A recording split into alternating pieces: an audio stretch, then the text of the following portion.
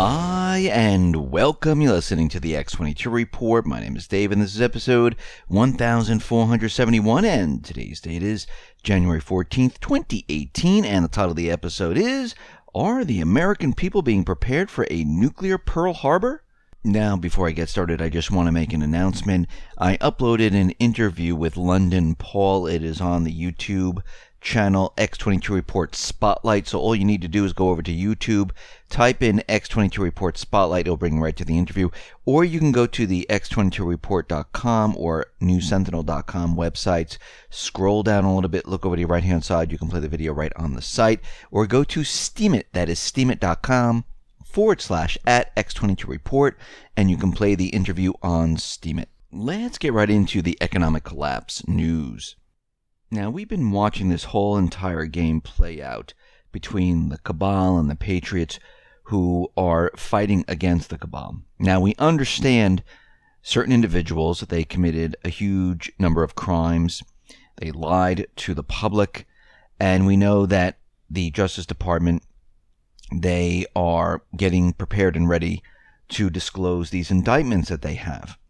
And what we're seeing is the first phase of this. Now, we understand there's other investigations going on. There's the uranium one, there's the Trump dossier, there's the Clinton email scandal, and everything else that's been going on within the government and what these people have been doing. Now, the Department of Justice, they have unsealed an 11-count indictment on Friday to former DoD intelligence analyst turned uranium transportation executive who stands accused of bribery and money laundering scheme involving a Russian nuclear official connected to the Uranium One deal. Now, of course, this is the first phase of it.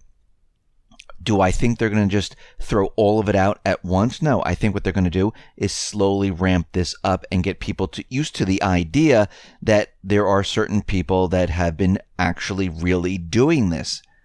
Now, the indictment corroborates a November report by The Hill that an FBI mole deeply embedded in the Russian uranium industry had gathered extensive evidence of the scheme.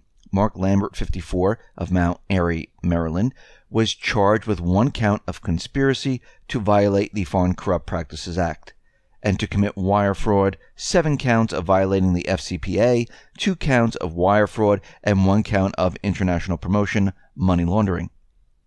The charges stem from an alleged scheme to bribe Vadim Makarin, a Russian official at JSC, Technobexport, a subsidiary of Russia's State Atomic Energy Corporation, and the sole supplier and exporter of Russian Federation uranium and uranium enrichment services to nuclear power companies worldwide. Now, Lambert conspired with others. He's not in this alone. And there are other people that they're going to be coming down on. And this is just the first phase of it. Now, Lambert, he conspired with others at Transportation Corporation A to make corrupt and fraudulent bribery and kickback payments to offshore bank accounts associated with shell companies at the direction of and for the benefit of the Russian official Vadim Makarin, in order to secure improper business advantages and retain business with 10X. And what we're seeing here is that the indictment that lists Lambert's company, Transportation Corporation A, if you do a little simple search, it reveals that Lambert is the co-president of Daher TLI, Daher TLI, the leading front-end freight forwarding company dedicated to nuclear cargo. Mr. Lambert was an Arabic linguist for the Navy for 5 years and a senior intel analyst for the Department of Defense for 3 years. And we see right now that he is mixed up in this Uranium One deal. And we know that the information is going to come out that there are other people because he wasn't in this alone. And it says he was not in this alone. Now, the FBI had ample evidence of the Russian bribery plot before the Obama administration approved the Uranium One deal. And this was thanks to their embedded mole. Now, once again, Obama, Clinton, and others, they were all in on this. This was about making money, making a lot of money. And they don't care what secrets they sell as long as they make the money. And of course, they hide it in their foundations, they money launder it so they can then use it. This is how this whole system works. And what we're seeing right now is that as this investigation continues on, well, it's going to lead into Obama, it's going to lead into many others, and there are going to be a lot more indictments. Now, keep this in mind that all this is happening at once, and these individuals realize what is going on at this point. Now, of course, we have the same cabal, deep state individuals still trying to make us believe that Russia is interfering with elections, that they're hacking into our systems, that they're doing all this type of stuff. And of course, there's been no proof whatsoever, and most of it's been debunked. Now, National Security Advisor H.R. McMaster, who's part of the cabal, the deep state, has claimed that there are already early signs of Russian interference in Mexico's upcoming presidential election.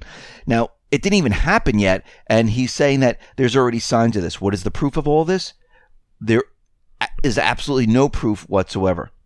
He's just saying this to get everyone all riled up. And you have to go back to France's election, where back then the French government said, yes, Russia has been interfering in the election. And it turns out, no, there was no evidence whatsoever. There's no evidence that Russia was interfering in the United States election. There is no evidence anywhere. Just repeating it over and over and over doesn't mean it's true. Now, why is he saying this? Well, Mexico is forming partnerships with Russia and China. They don't like this. This is why they're continually saying this. This is why they're pushing their agenda to convince the American people that, Russia's coming to get us. Now, out in Syria, we see something very interesting. The Syrian forces, the commander of the Syrian Arab army, this is part of Syria's army, well, they just reported that the rebels, they're using chemical weapons. Which chemical weapon are they using? Chlorine. Now, isn't that very interesting that they have their hands on chlorine gas and they're actually using it? Well, when we really look at the situation in Syria, they've always been using sarin, chlorine, and any other gas they can get their hands on. Remember, why would Assad use gas on his own people when he's fighting against terrorists, fighting against the Islamic State, fighting against Al-Qaeda? Using gas on your own people doesn't get the support of your people, and it really makes no sense. It's like George Washington going out saying, okay, we're going to defend our nation, but first I'm going to turn the cannons around, fire it on my own people, then attack the enemy. It makes no sense. And again, if he was doing this to his own people, why are all the people electing him? Why are all the refugees coming back to Syria? Wouldn't you want to stay out of the country? No, it was the terrorist groups that have been using the gas all along inside of Syria. So the entire story of Assad using gas is falling apart. This is why they were never able to prove it. This is why they didn't show proof of it. They only showed the aftermath. Oh, look at the people that are sick. Look at the people that are gassed. But they never made any type of link because they couldn't. And this is how propaganda completely breaks down. Now, we had something very scary happen in Hawaii. And we've been talking about false flags, the cabal using events of all events. And we see right now what is happening in Hawaii as maybe the first stages. Now, this happened on Saturday, shortly after 8 a.m., where Hawaii's emergency alert system sent out a shocking tweet to its citizens. People got it on their phones, and it said, ballistic missile threat inbound to Hawaii. Seek immediate shelter. This is not a drill. Now, can you imagine picking up your phone, seeing this message? You'd be freaking out. People were screaming, yelling, scared. They didn't know what was going on. They didn't know what to do. And I think it was like 45 minutes later, there was a correction. And you can see it on the signs on the highway saying the missile alert is an error. There is no threat. Don't worry about it. And there were parents that were so scared. They were taking their children and putting them down into the storm drains, and they were lifting up manhole covers, putting them down there to make sure that they were safe when the nuclear bomb hit, which there was no nuclear bomb. It was just a test. Now, they're saying this was an error. a person pushed the wrong button. But we need to go back in time a little bit to really analyze what has been happening here.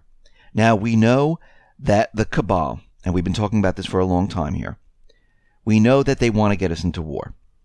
They know that the patriots in government right now, they're collecting evidence, they're doing their investigations, they have these indictments, and certain individuals will be standing trial, or maybe they'll be on the run. Some of these individuals might commit suicide, but they know that they're coming after them, and they know there's just a certain amount of time. They know that they're losing their grip, and I'm talking about them, the cabal, losing their grip on the Middle East. Their whole entire system is falling apart. And they know they only have a certain period of time to get this all done. Now, let's go back in time a little bit.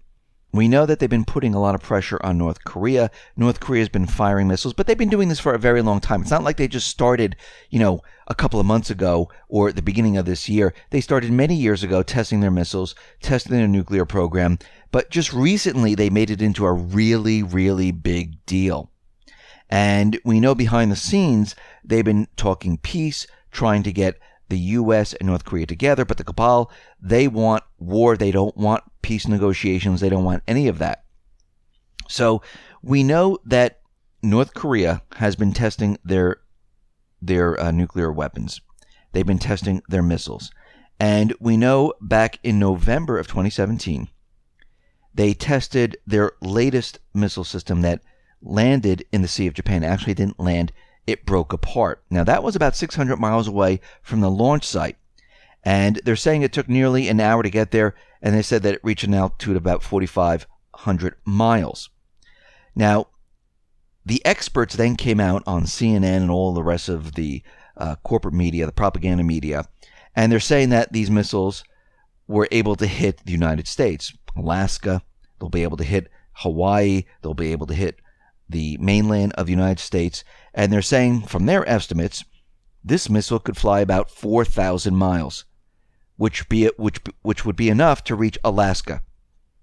Then, later on, a little bit later in November, we had other reports saying that, no, if we look at this and if these numbers are correct, the standard trajectory would be a little bit further than that. It would be about 8,100 miles. Now, keep that in mind, 8,100 miles. 8,000 miles is the distance to Hawaii. Now, this was in CNN, this was in Wired, this was in all different of all the different corporate propaganda magazines and news stations and things like that. Now, Hawaii is 8,000 miles away from North Korea. And Hawaii has been on high alert since August of 2017. Now remember, back in July, this is when North Korea tested its first ICBM, and this is when they were making all the calculations and things like that. We know that their missiles fall apart and they really don't go the distances that they're talking about. We know that they can't really reach the United States, but they're making the case that they do have the ability. This is why they said it can reach Guam, it can reach Japan. If they do the calculations, now it can reach Hawaii. So in August, Hawaii went on high alert, giving claims by North Korea that its newest intercontinental ballistic missile could fly 8,000 miles. Now, in September, Hawaii started to prep for a North Korean nuclear attack. Officials reportedly met quietly during the week of September to prepare for some type of nuclear explosion and fallout from a nuclear bomb. In November 28th of 2017, Hawaii brought back the Cold War era nuclear warning system. So let's look at this timeline here of what actually happened here. Now, in the month of December, during the holiday season of 2017, the CDC came out with a report on how to prepare for a nuclear war, giving instructions on what to do, but they did it very, very quietly to make sure that, people didn't get too scared.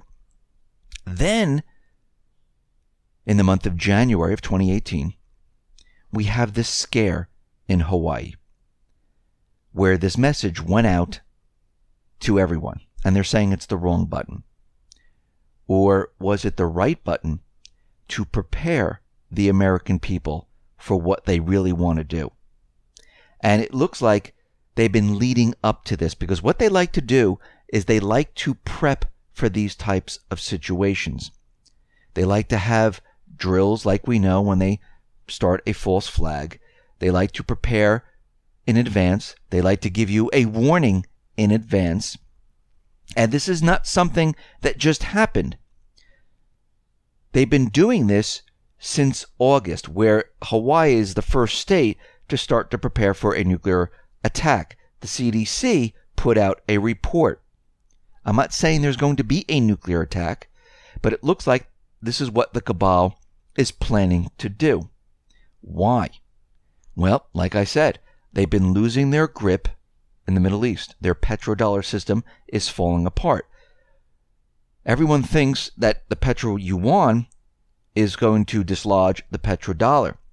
But even faster than the petro yuan, once these countries get a grip on their governments and they throw out the puppet regimes that the United States placed in there, the cabal placed in there, they could trade their oil for anything they want. Actually, prior to the invasion of Iraq, Libya, Lebanon, these countries were starting to trade their oil for other currencies, which was a threat to the petrodollar. Now we see that these countries are going to have elections. They're going to elect their own governments. They couldn't get into Syria. They couldn't get into Iran.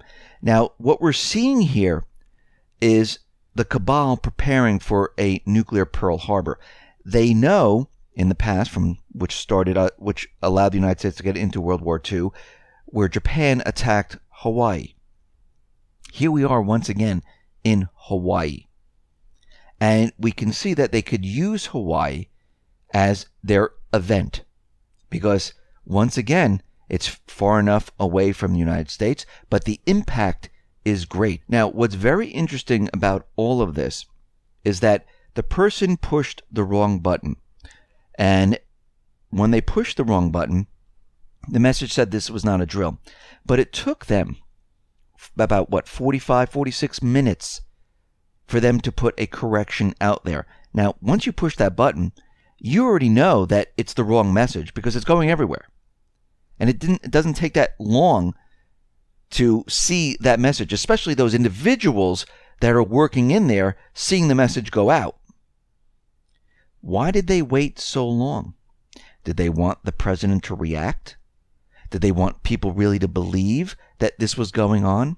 Did they want to see how they reacted to this message and what people would do? Remember, when you do something like this and it's going to be a false flag, you need to see the reaction of people on how they would react to a situation. This is why they have these drills and things ahead of time, because they like to see how people are going to react and what they're going to do. You know, are they just going to stay in their homes? Are they going to run outside? What are they going to do? And again, this will allow them to, fire this nuclear missile. It's not coming from North Korea, but they're going to make it look like it's coming there, and maybe it will explode outside of the island.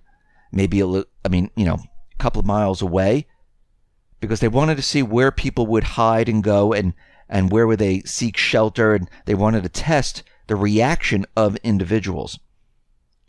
And from the timeline and what has been happening here, and we know there's other states that have been preparing for nuclear drills, an attack, we could see that this is most likely part of the cabal's plan to scare the people, get them ready for their event. And they waited a very long time. Did they want to see what the president was going to do? Of course they did. They wanted to see the reaction of not just the people, but everybody. So they're ready for what they're going to do here. And we could see already, maybe they wanted Trump. Maybe they thought he was a hothead. He was just going to push a button and fire a nuclear missile at North Korea. Maybe that's what they really wanted to happen. That's why they waited so long. But we can see at this point, this is definitely in preparation for their main event. These things just don't happen by mistake. It happened on purpose. And I know they're going to come out there and tell you, oh, this guy's new or the girl's new, whoever it was. They didn't know what they were doing. They weren't trained. We're going to have an investigation of why this happened. This was planned. They knew it was going to be like this. They knew exactly what they were doing. And we can see from the lead up to all of this of why they've been planning this. Listen, everyone, thanks a lot for listening. Be well, be safe, and especially be prepared. Thanks a lot.